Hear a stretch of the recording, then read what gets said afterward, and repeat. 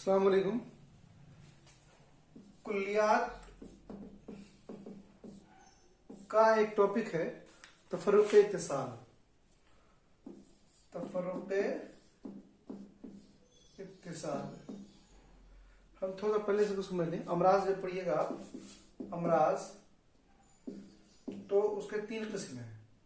पहला है सुए मिजाज, दूसरा है सुए तरकीब और तीसरा है तफर्रुक़ इत्तिसाल। इस दोनों को समझना आसान है या फिर कभी हम देखेंगे।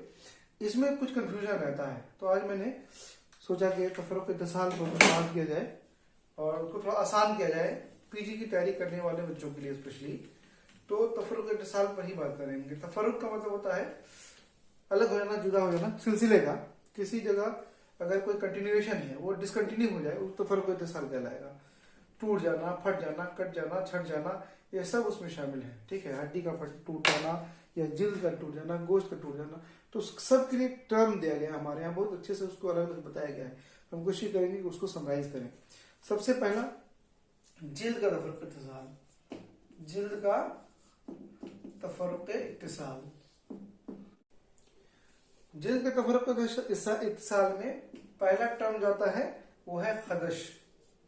खे दाल शीन खदश, इसको बोलते हैं खदश, बोलते हैं खराश को। जो लकीर जैसा निशान जिल्द में पड़ता है तो खराश कहलाता है। दूसरा जो टर्म है वो है सहज। सहज किसको बोलते हैं? ये बोलते हैं छिल जाने को। और छिल जाना जो है वो हमारे जिल्द में भी हो सकता है, हमारे गशाए मुखातिब में भी हो सकता है, हमारे आंतों में भी हो सकता है। तो ये 2 टर्म है जिल्द में तफर्रुक़ इत्तिसाल का। एक याद हो रहेगा खदश, दूसरा है सहज। चलिए, इसके बाद है गोश्त में तफर्रुक़ इत्तिसाल। गोश्त का तफर्रुक़ इत्तिसाल हम इसको कॉमन रखते हैं, इसको हम हर बार बदल लेंगे, टर्म को नीचे लिख दिया करेंगे। तो गोश्त के तफर्रुक़ इत्तिसाल में पहला पॉइंट है, पहला जो टर्म है वो है जराहत, दूसरा है करहा। करहा तो जराहत कब बोलेंगे? लिख रहा है कि अगर पीप ना पड़ा हो कहीं भी अज़ला में, गोश्त में अगर तफर्रुक़ इत्तिसाल है और पीप ना पड़ा हो तब जराहत बोलेंगे। अगर पीप पड़ गया हो तो उसे करहा बोलेंगे। चलिए, यहाँ पे 2 टर्म आ गया। चलिए, अगला है हड्डी में तफर्रुक़ इत्तिसाल। हड्डी का तफर्रुक़ इत्तिसाल। इसमें पहला जो टर्म है वो है कसर या कसर बोलते हैं, इसको कासिर भी लिखते हैं या कासिर। दूसरा है मुफत्तित, मीम फे ते मुफत्तित। और तीसरा है सादे। तो उसके बाद चौथा है रिहु शौका।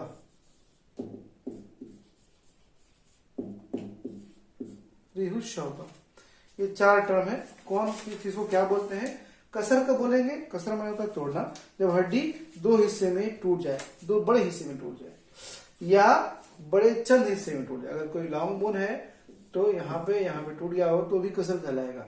लेकिन अगर कोई छोटा बोन है तो 2 हिस्से में टूट गया तो उसे हम कसर बोलेंगे। ठीक है। मुफत्तित का बोलेंगे, मुफत्तित में बोलता है कि जब एक हड्डी कई टुकड़े, छोटे छोटे टुकड़े में टूट जाए तब उसको मुफत्तित बोलते हैं।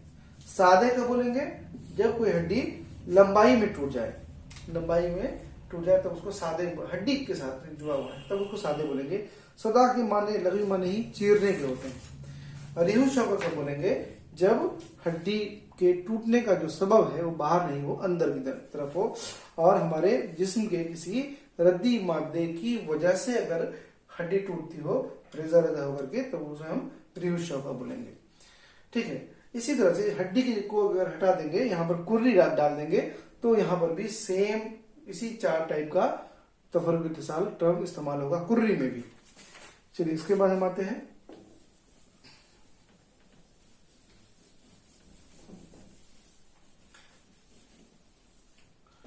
आसाब। अक्सर यहाँ पर कंफ्यूजन होता है, तो उस अगर पढ़े होंगे तो यहाँ पे कंफ्यूजन होता है। कई पॉइंट है। पहला है बतर, ठीक है। दूसरा है शक, याद रखिएगा। तीसरा पॉइंट है शदह, शीन दाल खे, शदह। ये 3 पॉइंट है। 3 पॉइंट। बदर क्या है? अगर आसाब बदर में अगर आसाब अर्ज में यानी इस तरह से लंबाई में इस तरह से टूट जाए तब बदर कहलाएगा। ठीक है। दूसरा शक कब बोलेंगे? जब आसाब लंबाई में, ये आसाब मोटा आसाब है, ये 20 से चिढ़ जाए तो उसे हम लोग शक बोलेंगे।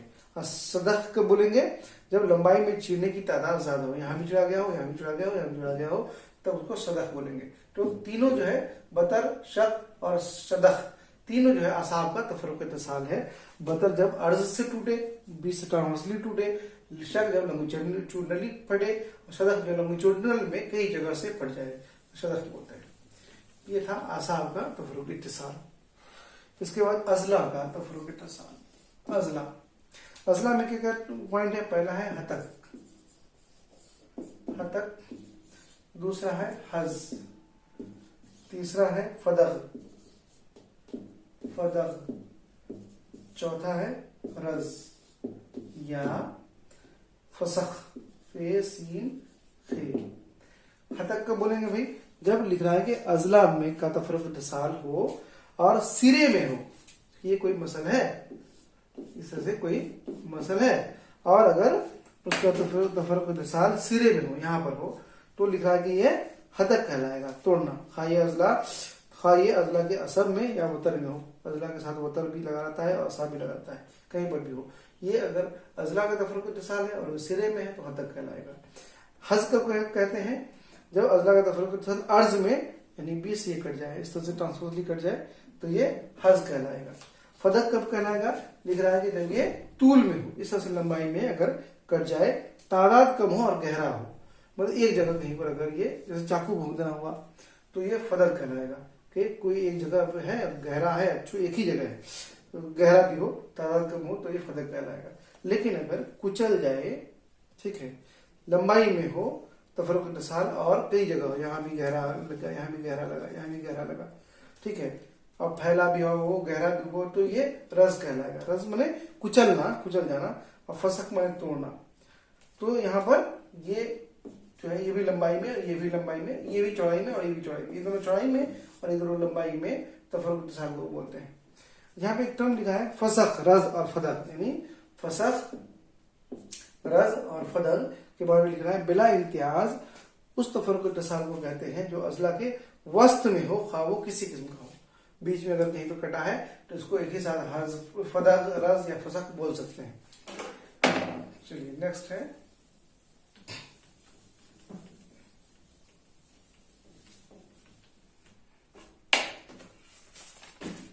शराइन का तफरुक इत्तिसाल। शराइन में एक टर्म है उमुद्दम। उमुद्दम कब बोलेंगे? जब शिरयान फट जाए तब उसको उमुद्दम बोलते हैं, ठीक है। अच्छा, यहाँ पर एक और थोड़ा सा मिक्स टर्म है। शराइन का तफरुक इत्तिसाल उमुद्दम और वरीद का तफरुक इत्तिसाल, इसको हम लोग बोलते हैं इन्फिजार। इन्फिजार में होता है फूट पड़ना। तो दोनों जो है शरियान और वरीद के लिए इस्तेमाल होता है। ये मुद्दम होता है शरियान के लिए, इन्फिजार होता है वरीद के लिए। लेकिन यहाँ पर हम थोड़ा सा कुछ और टर्म है जिसको एक साथ बयान करना जरूरी है, इसीलिए यहाँ पे हम ऑब्लिक लिखते हैं। वरीद या शरियान का तफरुक इत्तिसाल के लिए अलग से कॉमन टर्म है कुछ, जैसे कता माने काटना, और फसल माने जुदा करना। ये दोनों टर्म इस्तेमाल कब होता है? जब शरियान और वरीद में अर्ज में, यानी ये अगर हमारी वरीद या शरियान है, अगर ये ऐसे कट गया हो तो कता या फसल का टर्म इस्तेमाल होता है। उसी तरह से दूसरा टर्म है सदक, स्वाद दाल गैन, सदक माने फाड़ना।